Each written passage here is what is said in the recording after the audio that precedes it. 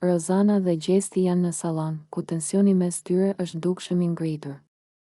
Rozana, e cila është duke u përpjekur të mbajë një ton të qetë, është e mërzitur dhe nuk mund të përmbahet më. Ajo i drejtohet Gjestit me një zemërim të qartë. Gjesti nuk mund ta kuptoj. Po e çmend Eglin me këtë lojë që po bën. Po e përdor dhe tallesh me të, duke e bërë atë të ndihet si një objeksion, një njeri që nuk ka vlerë. Kjo nuk është e drejtë dhe nuk mund ta mbaj më gojën mbyllur. Gjesti, duke e ndjerë tensionin e situatës, shikon Rozanën me një shikim të ftohtë dhe nuk mund të ndihmojë, por qesh me ironinë e fjalëve të saj.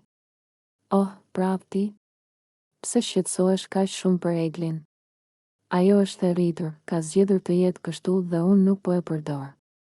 Thjesht po shprehemi sinqert me të, dhe nëse nuk e përballon dot, kjo është çështje e saj, jo e imi. Rozana e shqetësuar bëhet më e ashpër në fjalët e saj.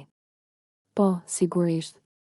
Ti mendon se po thua të vërtetën, por po e përdor atë për lojën tënde. Eglin ka ndjenja për ty dhe ti thjesht po luan me to.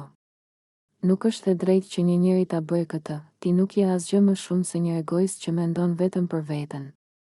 Gjesti bëhet më i irrituar dhe i drejtohet me një ton të ashpër. Sa dramatike je bërë. Po më thua mua si të veproj me Eglin? Ajo është vetë përgjegjëse për veprimet e saj. Nuk është puna ime të kujdesem për të çdo sekond të jetës së saj. Të gjithë duhet të rrisin ndjenjat e tyre dhe kjo është ajo që ajo ka bërë.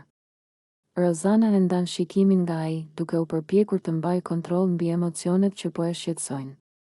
Ajo e di se ky debat po bëhet gjithnjë më i ashpër dhe i paqartë, por nuk mund të përmbahet. Një burr i vërtet, Gjesti, do të kishte dashur të tregonte më shumë respekt për ndjenjat e një tjetër, veçanërisht kur ato janë kaq të ndjeshme. Ti vetëm po e shtyn atë më shumë dhe më shumë në këtë lojë të pakuptim. Egjit nuk është vetëm një objekt dhe ti e di këtë. Gjesti përpiqet të ruajë një buzëqeshje të ndrojtur dhe e sheh Rozanën me arrogancë.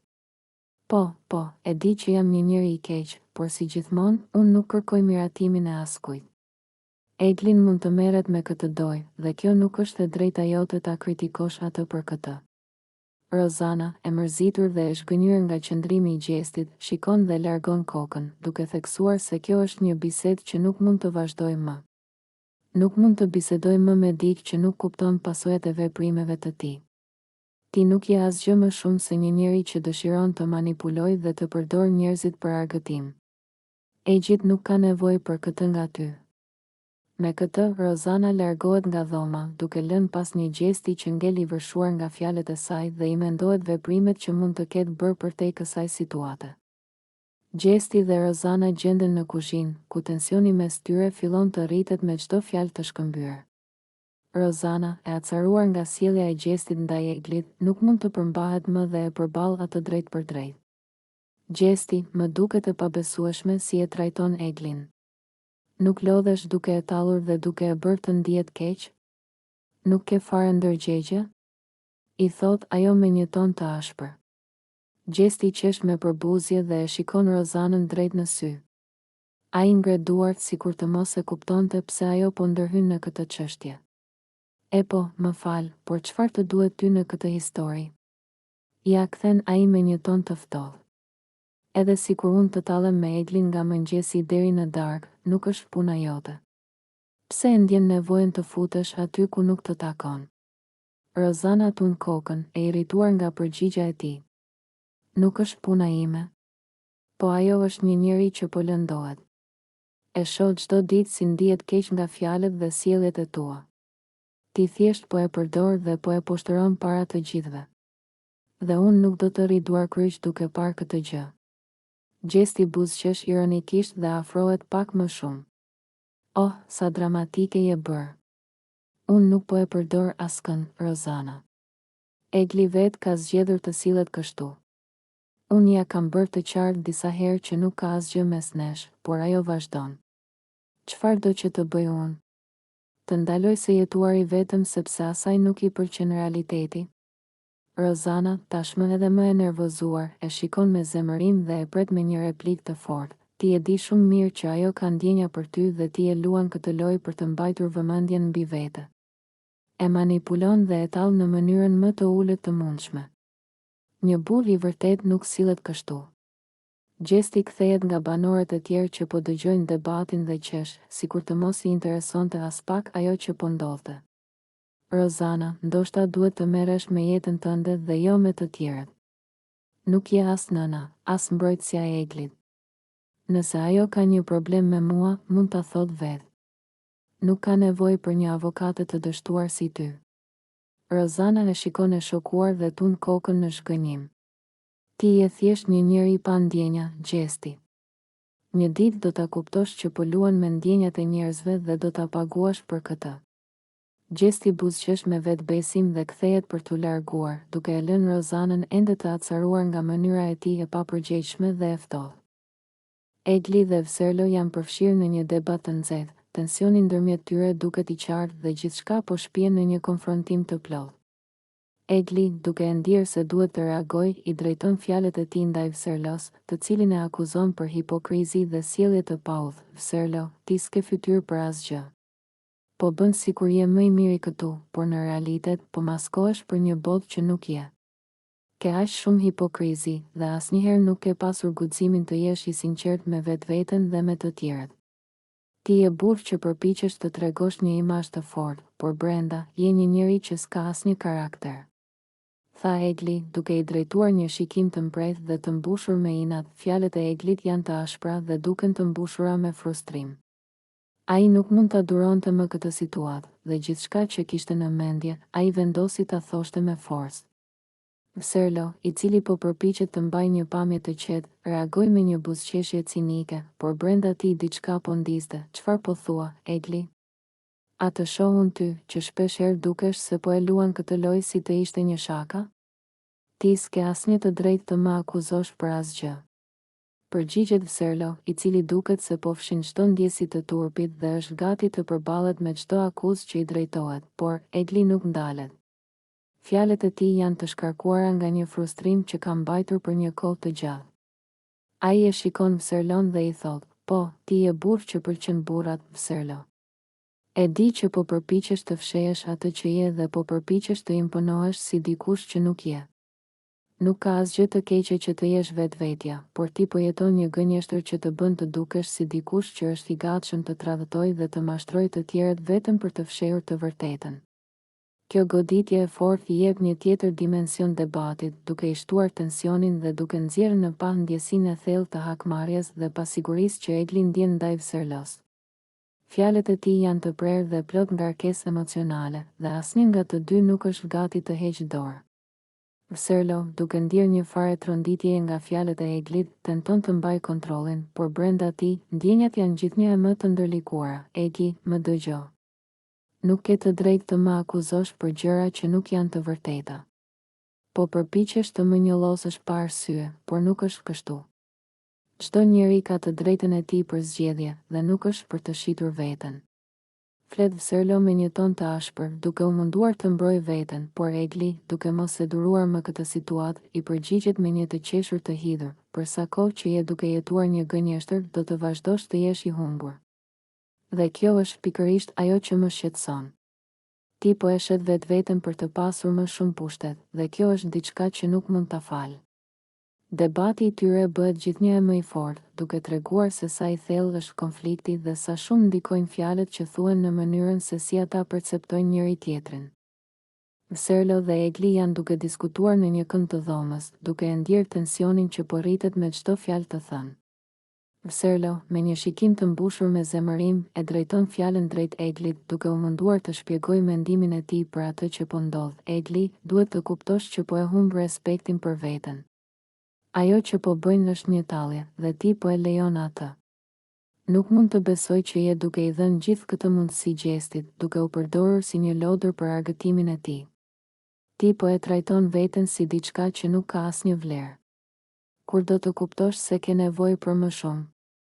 Egli, e cila ka filluar të ndihet gjithnjë më shumë e shqetësuar nga ato që po dëgjon, përpiqet të mbajë qetësinë, por nuk mund të shmangë emocionet që po ndodhin brenda saj. Fjalët e Vserlos kanë lënë një shenjë të thellë dhe ndjehet si një goditje në ndjenjat e saj. Por ajo nuk mund të qëndrojë pa reaguar. Çfarë po thua, Vserlo? Pse e mendon këtë? Ti nuk e kupton se nuk është gjithçka ashtu siç duket. Nuk është e lehtë të marrësh vendime dhe ndonjëherë ndodhin gabime. Po, ndoshta kam besuar dikë që nuk e meriton, por kjo nuk do të thotë që nuk kam respekt për veten. Vserlo nuk është i bindur nga përgjigjja e saj dhe vazhdon të insistojë. Ai e sheh këtë si një mundësi për të treguar se sa e paqartë është situata dhe si mund të ndikojë negativisht në të ardhmen e Eglit. Po, Egli, të gjithë gabojmë, por ti je duke e lejuar këtë lojë të tij të vazhdojë. Po e përdor si një instrument për të mbajtur mendjen e tij të argëtuar, dhe ti po lejon që kjo të përfshijë. Nuk mund të ndodhë që një grua të mos mbrojë veten dhe të pranojë çdo gjë që i ofrohet, sidomos kur kjo përfshin manipulime dhe lojra mendore. A e shikon se çfarë po ndodh? Fjalët e Vserlos fillojnë të prekin ndjenjat e Eglit dhe ajo e ndjen se duhet të reagojë, edhe pse ajo është e pasigurt për mënyrën se si duhet të sillet në këtë situatë. Ajo ngadalë ul kokën, e cila tashmë është mbushur me mendime të ndryshme. Mund të kesh të drejtë për disa gjëra, por nuk mund të ndryshoj gjithçka brenda natës. Nuk është aq e lehtë sa duket. Po ndjehem e humbur, por kjo nuk do të thotë që nuk do të arrijë ndonjëherë të dal nga ky labirint. Unë nuk jam vetëm dhe kam ende shpresa. Vserlo, duke e parë si një mundësi për ta ndihmuar, e përpiqet të qetësojë duke i folur me një ton më të ngrohtë, por ende të qartë. E di që është e vështirë, Egli. Të gjithë kalojmë përmes momenteve të vështira dhe gabimeve, por duhet të mbash kokën lart. Ndoshta është koha që të mendosh për veten tënde dhe të bësh atë që është e duhura për ty. Përdoruesit si gjesti nuk meritojnë asgjë nga ju. Nuk është e drejtë që të bësh kompromis me vlerat e tua për dikë që nuk është i sinqert. Egli është më e qetësuar tani, por ende mban një ndjenjë të pasigurisë. Ajo e di që ka shumë për të mësuar, por fjalët e Vserlos i japin një këndvështrim të ri dhe një ndihmë për të reflektuar më shumë mbi veprimet e saj dhe zgjedhjet që duhet të bëjë në të ardhmen. Egli nuk mund ta mbajë më brenda dhimbjen që ndjen. Me sytë e mbushur me lot, ajo i drejtohet Danjës, e cila e vështron me shqetësim. Lotët fillojnë t'i rrjedhin faqeve dhe ajo nuk përpiqet më t'i fshehë. Me një zë të dridhur, Egli i thotë: "Nuk mundem më, Danja. Nuk ndihem mirë fare. Gjesti po më trajton shumë keq dhe unë nuk e kuptoj pse po e lejoj ta bëj këtë me mua." Danja e shikon me keqardhje, duke i vendosur dorën mbi shpatull në një përpjekje për ta qetësuar. Ajo e kishte parë që Egli po vuante, por tani që e dëgjon ta pranoj hapur, ndjen një dhimbje të madhe për shoqen e saj. Egli, e dija që nuk ishe mirë, por nuk e kuptoja që po ndiheshe kaq keq, i thot Danja butësisht. Ti nuk e meriton këtë. Nuk meriton të ndihesh kështu për dikë që nuk të respekton. Egli tund kokën, duke fshirë lotët, por të tjerë i mbushin sytë me njëherë. E di që nuk e meritoj, por nuk e di çfarë të bëj. Ai më afron kur i leverdis, më thot fjalë të bukura dhe më bën të besoj që ka diçka mes nesh dhe pastaj, sa po e arrin atë që do, më lë më njan, më injoron sikur nuk ekzistoj. Ndihem si një lodër për të, si një vegël që ai e përdor për lojën e tij. Danja shtrëngon duart e saj, e zemëruar me mënyrën se si gjesti po e trajton Eglin. Kjo është shumë e padrejtë, Egli. Nuk mund ta lejosh më.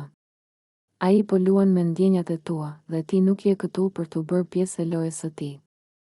Nuk e sheh që ai nuk të vlerëson? Egli e ul kokën, duke thithur thellë ajrin mes lodëve. Po, e shoh. Por nuk e di pse është kaq e vështirë për mua të largohem prej tij.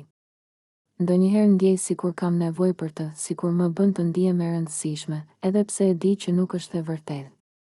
Kam frikë se po e lë të më shkatërroj emocionalisht. Danja e përqafon fort, duke dashur t'i jap forcë.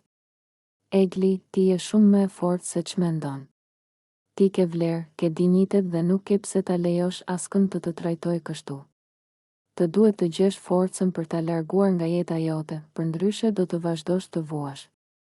Premtoma që do e mendosh seriozisht. Egli mbështet kokën mbi shpatullën e Danjës, duke ndjerë për herë të parë një lloj qetësie mes kaosit që po kalonte. Ajo nuk ishte e vetme. Dikush kujdesej për të. Por pyetja e madhe ishte, a do të gjente forcën për ta lënë pas gjestin dhe për të dalë nga ky rreth toksik? Danja, e shqetësuar për Eglin, e merr atë mënjan për një bisedë serioze. Ajo ka vënë re se Egli po kalon një periudhë të vështirë për shkak të sjelljes së Gjestit dhe nuk mund të qëndrojë indiferente. Me një ton të butë, por të vendosur, ajo fillon të flasë. Egli, më dëgjo mirë. Unë nuk dua të shoh duke vuajtur për diçka që nuk të vlerëson. Gjesti nuk të trajton siç e meriton, ai po të përdor dhe ti po e lejon këtë. Çdo ditë dhe më shumë të shoh të mërzitur, të shqetësuar dhe të lënduar, dhe kjo nuk është ajo që ti meriton. Egli ul syt, duke mos ditur si të përgjigjet menjëherë. Ajo e di që Danja ka të drejtë, por ndjenjat e saj për Gjestin e bëjnë të vështirë që ta pranojë. Danja vazhdon me tone më të ashpra. Ai po të manipulon, Egli. E di që ti e do, por duhet të kuptosh që ai nuk është i sinqert me ty, ai të trajton mirë kur i duhet, pastaj të lë mënjan kur nuk i duhesh më. A nuk e ke vënë re si sillet me të tjerët, si luan lojën e tij pa u menduar 2 herë? Egli pshertin dhe më në fund flet. E di që ndonjëherë më bën të ndihem keq, por nuk mund të harroj gjithçka ka ndodhur mes nesh. Unë ende shpresoj që ai të ndryshoj, që të më trajtoj ndryshe. Danja tund kokën e shgënjur. Po për sa kohë do të presësh? Ai nuk do ndryshoj, Egli. Ai e ka treguar kush është. Dhe e vetmja gjë që po bën është që po të shkatëron emocionalisht. Të paktën respekto veten mjaftueshëm për ta lënë pas këtë histori. Ti nuk ke nevojë për diçka që të bën të ndihesh kështu. Egli duket e lëkundur. Ajo e di që Danja e këshillon për të mirën e saj, por ndjenjat e saj për Gjestin e bëjnë vendimin të vështirë. Danja vendos ta shtyjë më tej, më premto që do e mendosh seriozisht. Nuk dua të shoh të lënduar çdo ditë.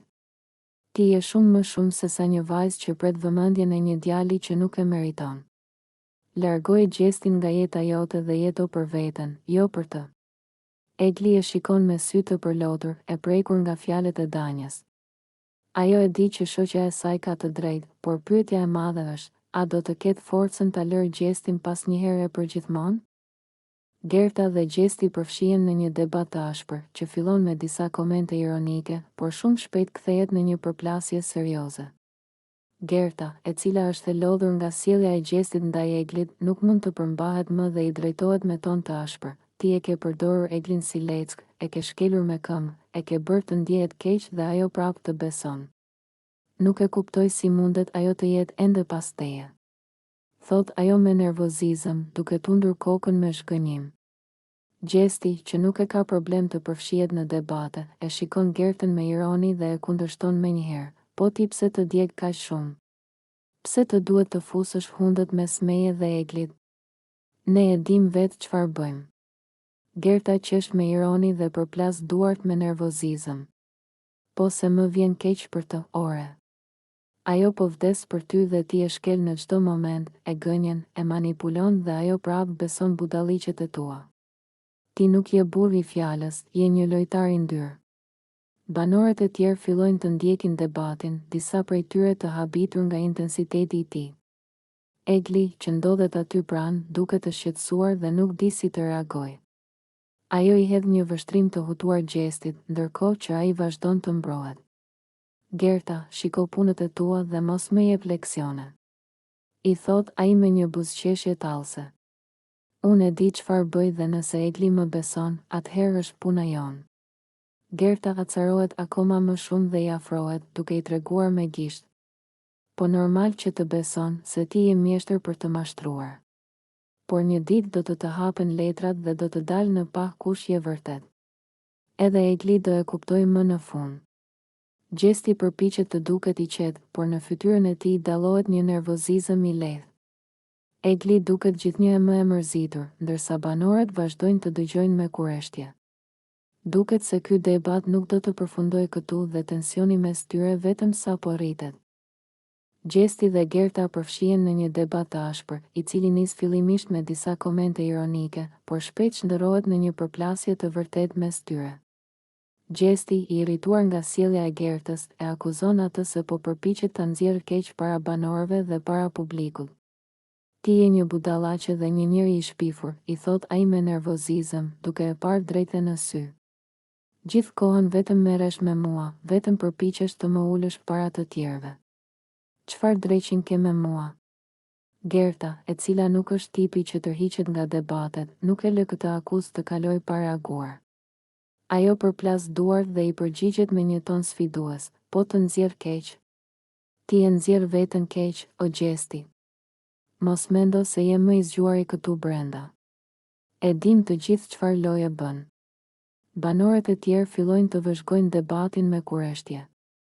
Disa mundohen të ndërhyjnë për t'i qetësuar, por situata vetëm sa përshkallëzohet. Gjesti qesh me ironi dhe tund kokën. Ti nuk ke asgjë tjetër për të bërë, vetëm të merresh me mua. Loj e ulët, Gerta, loj shumë e ulët. Gerta nuk dorëzohet dhe i afrohet me gishtin tregues drejtuar nga ai. Unë të paktën jam e drejt për drejt dhe nuk bëj loj të dy fish si ti. Po të gjithë e kanë kuptuar se çfarë personi je. Debati vijon për disa minuta me të dy duke ngritur zërin, ndërsa pjesa tjetër e shtëpisë pret të shohë se kush do ta ketë fjalën e fundit. Tensioni është i lartë dhe duket se ky konflikt nuk do të marrë fund kaq lehtë.